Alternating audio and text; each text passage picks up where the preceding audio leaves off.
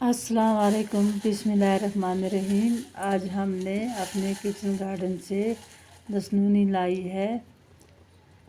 हम इसको साफ़ कर रहे हैं।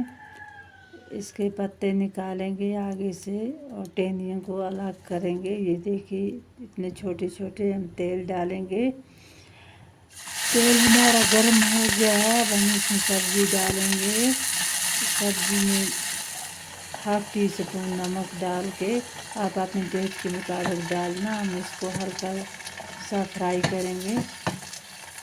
सब्ज़ी बहुत ही कम है। हल्दी मेरी इसमें 1 चम्मच हल्दी की, 1 चम्मच मिर्च की डाली। अब हम इसको हमारा मसाला मिक्स हो गया है। हमने इसमें दही डालेंगे। दही हमने पहले से मिक्स करके रखा था। अब हम इसको हल्की से मिक्स करेंगे।